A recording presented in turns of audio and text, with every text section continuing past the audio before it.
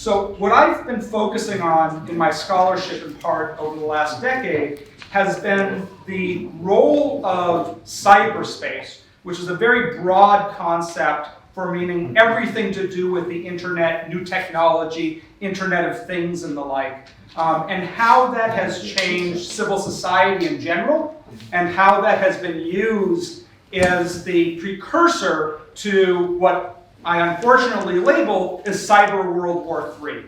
That we have returned robustly to a Cold War footing across the globe.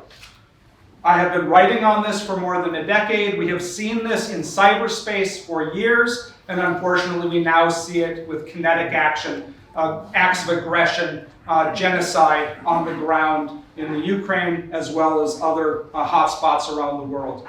So my focus when I wrote this paper predated the invasion of the Ukraine, and my focus was more theoretical on how different technologies, artificial intelligence is AI, bots, bots are automated software that can replicate and create the illusion of human beings interacting online. So if you go onto a chat platform, you may be talking to a human being, but much more likely you're talking to an automated script that is a bot. Bots are used in the tens of thousands and hundreds of thousands to create denial of service attacks, which is a technique where tens of thousands of machines all attempt to talk to a particular server at once, and the result of that is to crash the server. This is how systems are taken down, banks are attacked, government agencies are attacked, because so many calls come in at once from these automated bots that reside unbeknownst on individuals' equipment that results in an attack. I'm also going to be talking about synthetic media. Synthetic media is a term that you probably are not familiar with. It's sometimes referred to as deepfakes. And deepfakes or synthetic media is the technology that allows us to create what are essentially animated videos that look, for all intents and purposes, as if they are real. And so these deepfakes have been used to create very clever examples of President Obama dancing and singing. They have been used to create a good deal of entertainment, and they can be benign. They are used heavily in the pornography industry to create fake pornography of famous individuals. And they can be used, as I'll show you in just a minute, to create mass disinformation campaigns. And that's how we turn to our topic today, which is how these interact in the world of warfare. So I take my title, Cyberfog, from the Karl von Clausewitz quote that you're all, I'm sure, very familiar with. War is the realm of uncertainty. We could say the same about cyberspace. 3/4 of the factors on which actions of war are based are wrapped in fog of greater or lesser uncertainty. A sensitive and discriminating judgment call is called for, skilled intelligence, and the scent for truth. In the interest of 20 minutes, which is going to go very quickly, I'm going to skip through a number of my slides. But this is an example of a deep fake released by Russia to have Vladimir Zelensky surrender and call on Ukrainian troops to lay down their arms. It looked, for all intents and purposes, as if it were real. Fortunately, Western intelligence has been very good in this war, and as a result, the release of this was anticipated by press releases saying that it was about to come out. And so the effectiveness of these virtual media have been largely dulled. Fake videos that were going to be made to show Ukrainian war crimes ended up not being released because there was so much information about the fact that this disinformation campaign had been started that it eliminated the value of the disinformation campaign.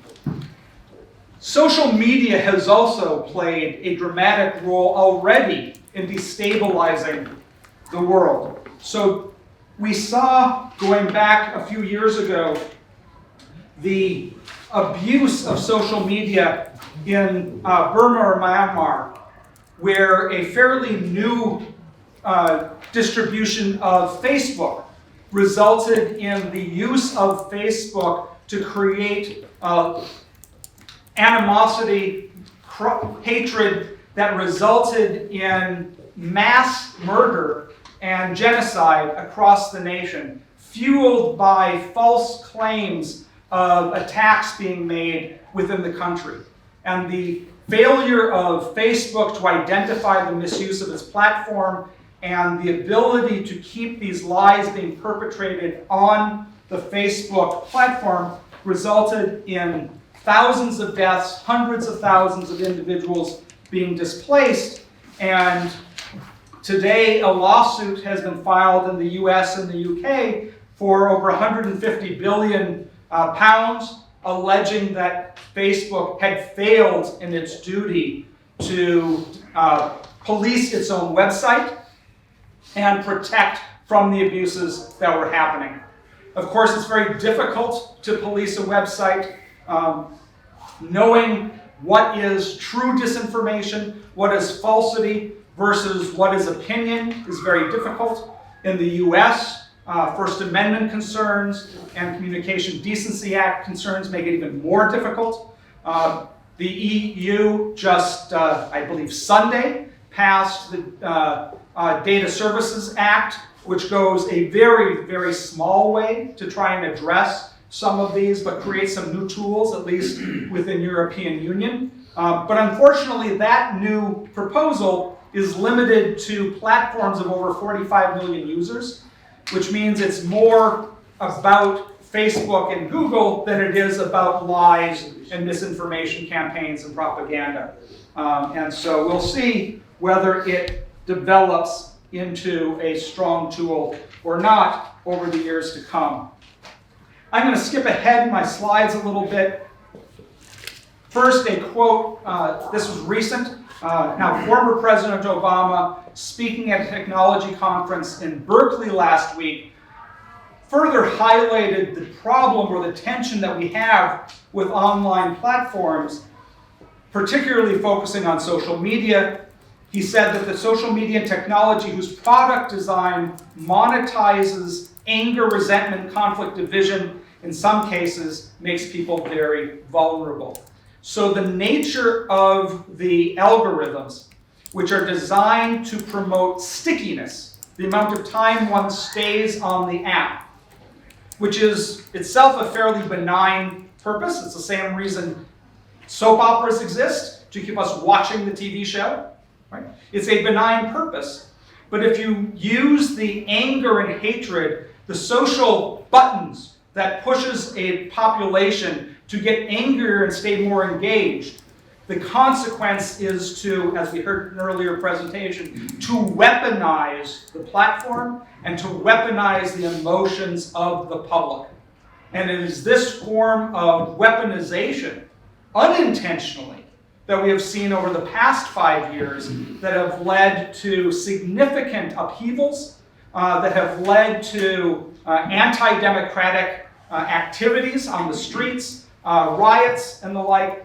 And this, again, has all been done in a fairly neutral form, simply to get people to push the button to stay on social media. Instead, what we have coming over the next 10 years is an order of magnitude more significant. There are 3 major technologies that are currently in development and in distribution that are going to radically revolutionize the way we interact. Much the way social media re-intermediated the way we interact 10 years ago, and the internet itself re-intermediated the way we interact 20 years ago. This is, not surprisingly, known as Web 3. It is the 3rd iteration of the internet. And there are 3 influences that are going to dominate the change. The first we have already seen come into a large part of our lives, which is artificial intelligence. Artificial intelligence is a catch-all term for a number of different technologies. I don't have the time in this presentation to discuss the various versions of AI, But the point of AI is it allows the technology to make decisions on its own, to identify objects on its own, to make logical choices on its own rather than through human mediation. So in kinetic war, AI is already being used in Yemen and in other theaters of war to create automated drones that identify targets on their own and without a human in the middle decide whether or not to commence an attack.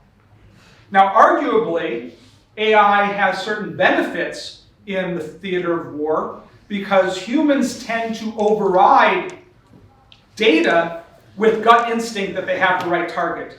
And many of the worst atrocities are because of humans ignoring the data and giving the yes command when they should have given the no command.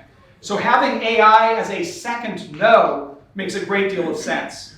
Having AI alone saying yes, I think all of us are very uncomfortable with that notion of the role. But so it's definitely going to play some role. The question is, what extent does it play? It is what gives us self-driving cars, it gives us smart grids, it gives us a host of other technologies, and of course it has already disrupted the workforce around the globe and led to significant upheavals in economies throughout the world. Secondly, we have synthetic media. Synthetic media is now a service.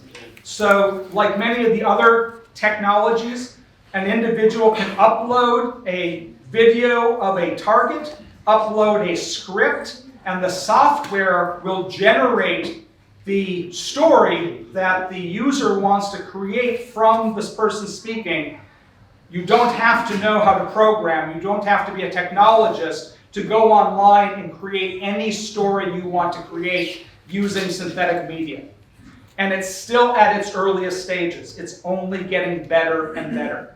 And so in the future, anyone can program anything to create a video of a political speech that says what they want it to say. The problem is that what we don't have commensurate with these technologies is an increase in digital literacy.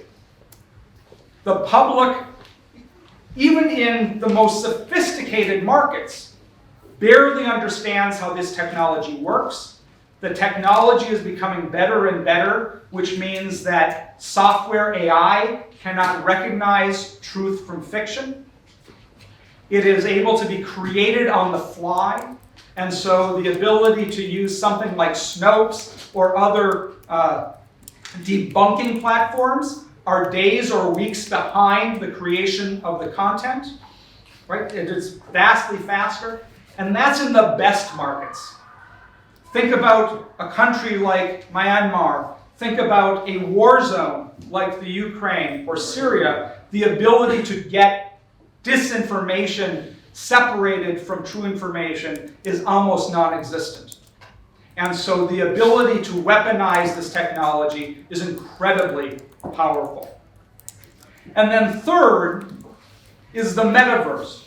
Now, the metaverse, again, is a term that is bandied about without anyone knowing what it means. I will suggest to you that what Facebook describes is not the metaverse we're going to see. But if you think about, I don't know how many of you have children of a certain age, but if you do, if you have children who are 5 to 20 years old, then they have lived most of their life on Roblox or Fortnite, Minecraft, which means they have been living in versions of the metaverse already. They are totally accustomed to socializing through avatars with their friends without being in physical space. It is much more social and conducive than Zoom. We have all discussed how nice it is to be face-to-face again, but if you talk to the next generation down, or the generation after that, to be honest, if you talk to that generation down, they will tell you that they don't need to be face-to-face because they've got their avatar, they've got their island. This is where they interact. They're perfectly comfortable in that space. It also solves many of the cybersecurity problems because if I am wearing augmented glasses, that has biometric to make sure it's me. It has GPS to make sure I'm coming from a place that I should be. And so the ability of cyber attacks to attack my virtual environment is actually much lower than my login to my university computer or to my law firm office. And so it solves a number of business and other problems. And as a result of that, it is going to be embraced as a way to go back to work for many of us, particularly as COVID and other issues continue to be unpredictable. Having the ability to go to work in the metaverse is going to solve a lot of problems. There are already thousands of churches, synagogues, mosques that operate in virtual space and allow communities of faith to come together. And those are very powerful and very successful environments. So this is not something that is inherently negative. But now we ask the public to be digitally literate, to be able to tell fact from fiction. And if your entire world is animated, the remaining tools that you have to discern factual, truthful information from propaganda and government-sponsored disinformation becomes nearly impossible. And so the combination of synthetic media, the metaverse, and artificial intelligence creates an environment where intentional use of propaganda, disinformation campaigns can radicalize communities in very short order. We have already seen in both Europe and the United States, as well as in the Middle East, the pop-up of new political arenas, of largely false campaigns, right, that have led to major political changes in the last 10 years. And the very significant decline of political parties across the globe. The use of these technologies is going to accelerate the ability of someone who is a very good communicator being able to essentially run the board. The last time, of course, we had a great communicator run the board was 1933. This is not a new threat, but it is a new technology that the person who has the knowledge of the technology can use to sweep aside how the technologies are going to use. This is a scene from Wag the Dog, a movie about 20 years ago that described how a media company would stage war. Today, as opposed to a soundstage, this simply takes a single employee in front of a computer for about an hour to create whatever disinformation one wants. The paper that is attached to this is, as our earlier colleague pointed out, tens of pages. Right? It's a combination of 3 papers, about 150 pages in total. I apologize. But I think you understand the threat that we are facing. Unless we both create much more effective regulations of content that focus on disinformation campaigns, particularly disinformation campaigns that come as part of acts of aggression.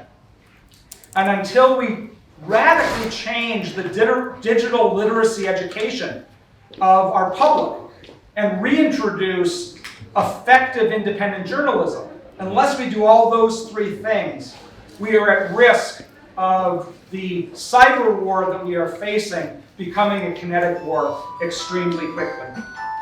Thank you very much. Thanks.